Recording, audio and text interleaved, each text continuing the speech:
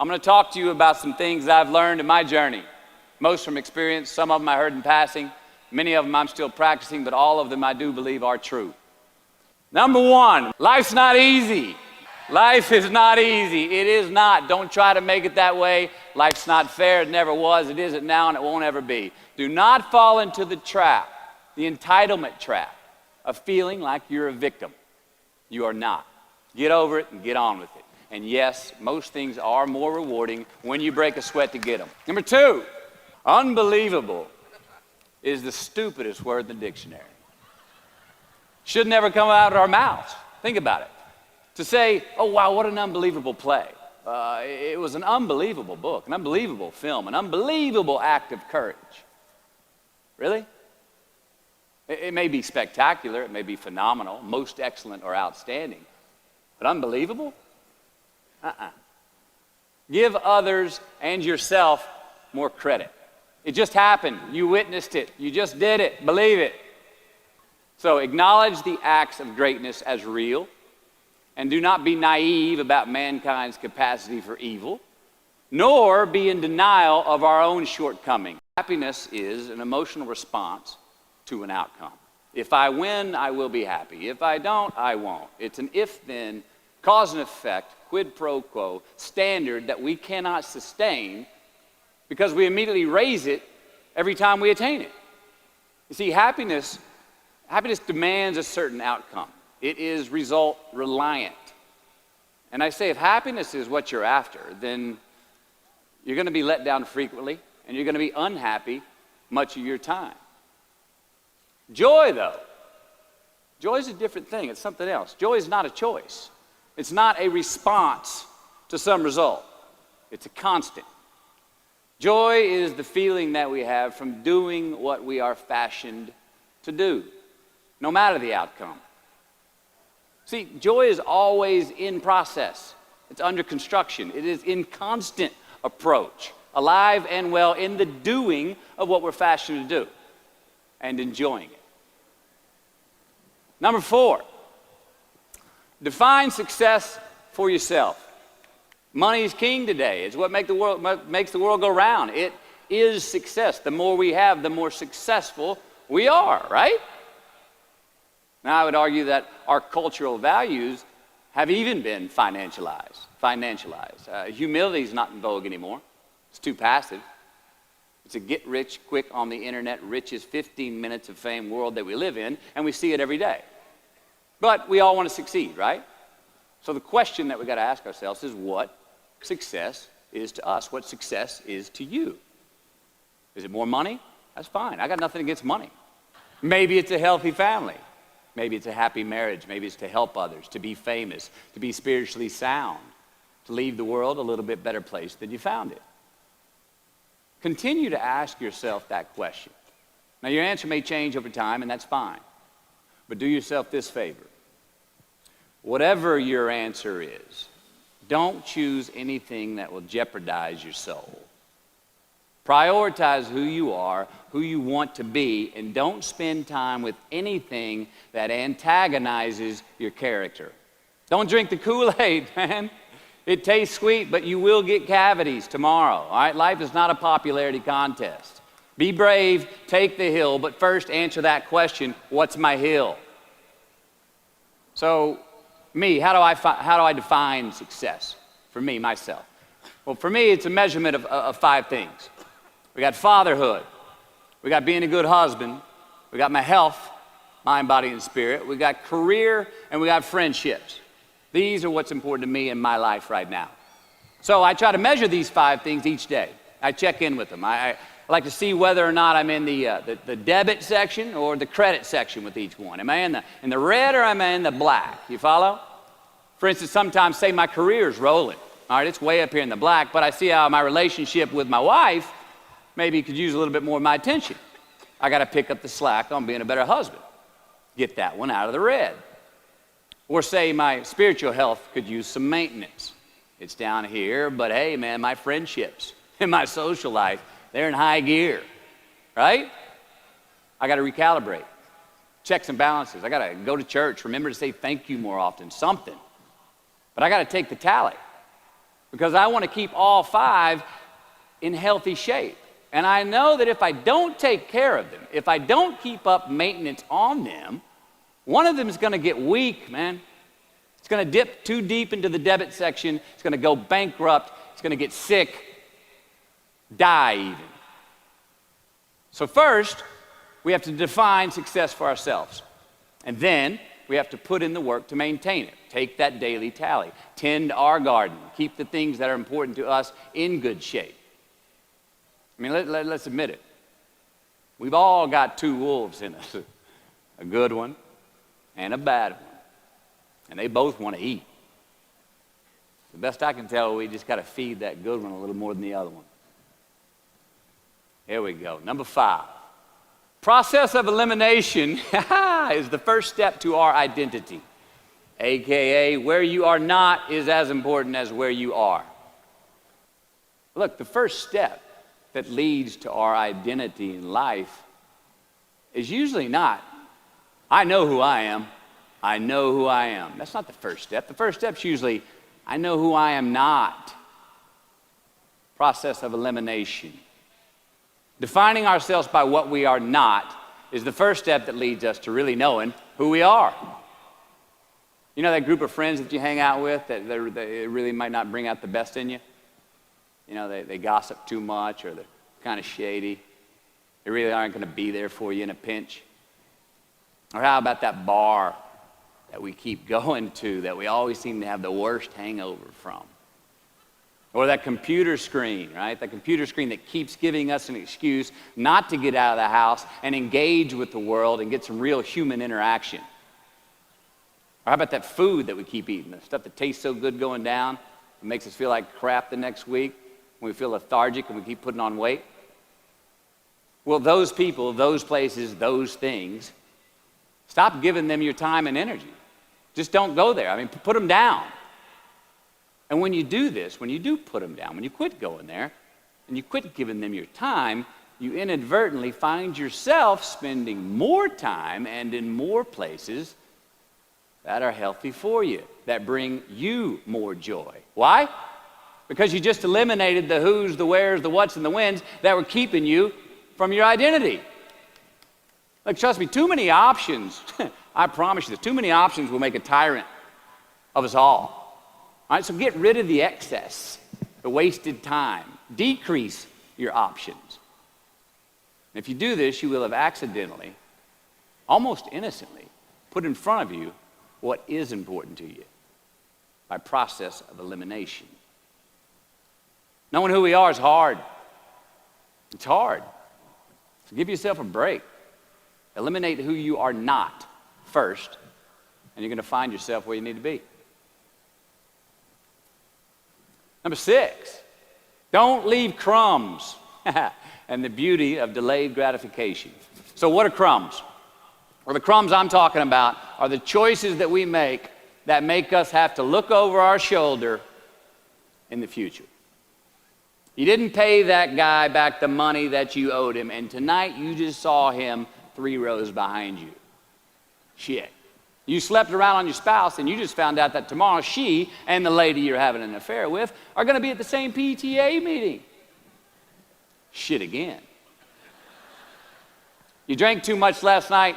You're too hungover to drive your son to his 8 a.m. Saturday morning baseball practice. These are the crumbs. They come in the form of regret, guilt, and remorse. You leave crumbs today, they will cause you more stress tomorrow. And they disallow you from creating a customized future in which you do not have to look over your shoulder. So let's flip the script. Instead of creating outcomes that take from us, let's create more outcomes that pay us back, fill us up, keep your fire lit, turn you on for the most amount of time in your future. These are the choices I'm talking about. And this is the beauty of delayed gratification. All right, tee yourself up. Do yourself a favor. Make the choices, the purchases today that pay you back tomorrow. Residuals. In my business, we call it mailbox money. If I do my job well today, and that movie keeps rerunning on TV, 5 years from now, I'm getting checks in the mailbox. It's a heck of a deal. So whether it's prepping the coffee maker the night before, so all you got to do is press the button in the morning, or getting ready for the job interview early so you don't have to cram the night before, or choosing not to hook up with that married woman because you know you're going to feel horrible about it tomorrow, or paying your debts on time so that when you do see that guy 3 rows back tonight, you don't have to hunker down in your seat hoping that he don't see you. Get some ROI. You know what that is?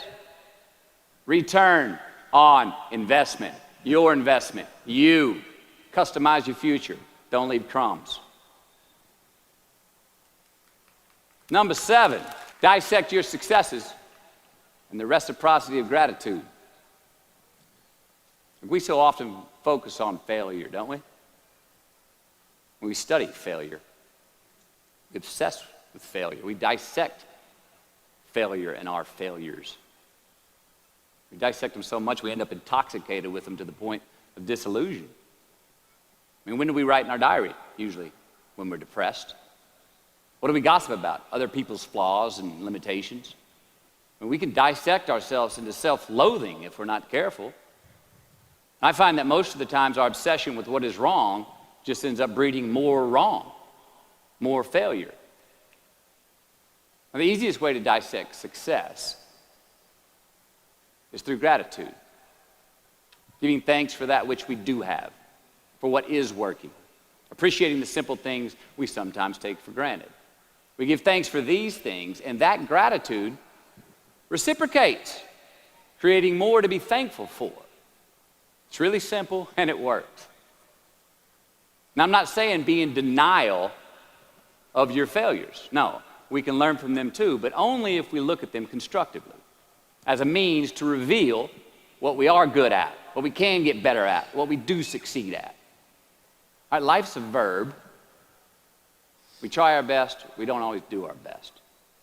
And since we are the architects of our own lives, let's study the habits, the practices, the routines that we have that lead to and feed our success, our joy, our honest pain, our laughter, our earned tears. Let's dissect that and give thanks for those things. And when we do that, guess what happens? We get better at them, and we have more to dissect. Number 8, make voluntary obligations. All right, mom and dad, since we were young, they teach us things as children. Teachers, mentors, the government, and on laws, they all give us guidelines for which to navigate this life. Rules to abide by in the name of accountability. I'm not talking about those obligations. I'm talking about the ones that we make with ourselves, with our God, with our own consciousness. I'm talking about the you versus you obligations. We have to have them. Now again, these are not societal laws and expectations that we acknowledge and endow for anyone other than ourselves. These are faith-based obligations that we make on our own. These are not the lowered insurance rates for a good driving record.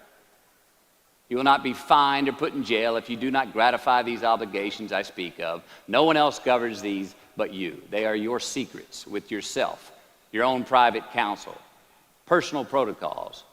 And while nobody throws you a party when you abide by them, no one's going to arrest you when you break them either, except yourself. Number 9, from can to want. Look, just because you can? Nah, come on. It's not a good enough reason to do something, even when it means having more. All right, be discerning. Choose it because you want it. Do it because you want to. Number 10, a roof is a man-made thing. Maybe you've had that feeling of, oh my God, life just cannot get any better than this moment. And ask yourself, do I deserve this? Now what happens when we get that feeling? We tense up. We have this sort of outer body experience where we are literally seeing ourselves in the third person. And we realize that the moment just got bigger than us. You ever felt that way? I have. And it's because we have created a fictitious ceiling, a roof, to our expectations of ourselves. A limit where we think it's all too good to be true. But it's not. And it's not our right to say or believe it is. We shouldn't create these restrictions on ourselves. A blue ribbon, a statue, a score, a great idea, the love of our life, a euphoric bliss. Who are we to think that we don't deserve or haven't earned these gifts when we get them? It's not our right. But if we stay in process, all right, within ourselves, in the joy of the doing, we will never choke at the finish line. Why? Because we aren't thinking of the finish line. Because we're not looking at the clock. We're not watching ourselves on the Jumbotron performing the very act that we're in the middle of. No, we're in process. The approach is the destination, and we are never finished. Bo Jackson, what did he do? He used to run over the goal line, through the end zone, and up the tunnel. The greatest snipers and marksmen in the world, they don't aim at the target. They aim on the other side of the target. We do our best when our destinations are beyond the measurement, when our reach continually exceeds our grasp, and when we have immortal finish lines. Now, when we do this, the race is never over. The journey has no port. The adventure never ends because we are always on the way. So do this, and let somebody else come up and tap you on the shoulder and say, hey, you scored. Let them run up and tap you on the shoulder and say, man, you won. Let them come tell you, you can go home now. Let them say, I love you too. Let them say, thank you. Take the lid off the man-made roofs that we put above ourselves and always play like an underdog. Number 11, turn the page. We're going to make mistakes. You got to own them. Then you got to make amends. And then you got to move on. Guilt and regret kills many a man before their time. So turn the page, get off the ride. You are the author of the book of your life. Turn that page. Number 12, give your obstacles credit. All right, so say your obstacle is fear of rejection. All right, you want to ask her out, or you want to ask him out, but you fear that he or she may say no. All right, you want to ask your boss for that promotion, but you're scared he's going to think you're overstepping your bounds. Well, instead of denying those fears, declare them. Say the fear out loud. Admit it. Give them the credit they deserve. Don't get all macho and act like they're no big deal. And don't get paralyzed by denying that they exist and therefore abandoning your need to overcome them. I mean, I'd even subscribe to the belief that we're all destined to have to do the thing that we fear the most anyway, at some point. So give your obstacles credit, and you will, 1, find the courage to overcome them, or you will, 2, see more clearly that they're not really worth prevailing over. So be brave, have courage, and when you do, you get stronger, you get more aware, you get more respectful of yourself and that which you fear. Number 13, so how do we know when we cross the truth? Well, I think the truth's all around us all the time. I mean, I think the answer, it's always right there or right there. I think it's all around us. We just don't always see it. We don't always grasp it, hear it, access it. Usually because we're not in the right place to do so. So what do? First, I believe we've got to put ourselves in the place to receive the truth. Let's admit it. We live in an extremely noisy world with all kinds of frequencies coming at us. We got commitments, we got deadlines, fix this, do that, plans, expectations, and they all make it hard to get clarity and peace of mind. So we have to consciously put ourselves in places to receive that clarity. Now that may be prayer, that may be meditation, that may be a walkabout, that may be being in the right company, a road trip, whatever it is for you, schedule that time. Schedule it. So, if we do that, if we hear it, if we put ourselves in a place to hear it, and we do, and it's become clear, a truth, natural and infinite, then the second part comes, which is to personalize it. Ask yourself how it works for you, how it applies to you personally, why you need it in your life specifically. And if you do that, then comes the third part. Have the patience to internalize it. and get it from our intellectual head, thinking about it, and into our bones and our soul and our instinct. Now, we cannot rush this part. It does take time. So if we get that far, we've received it, we personalized it, and we've internalized it. If we make it that far, then comes the biggie, man. This comes the fun one. Got to have the courage to act on it, to actually take it into our daily lives and practice it, to make it an active part of who we are and live it. If we can do that, then we have what I believe is heaven right here on earth.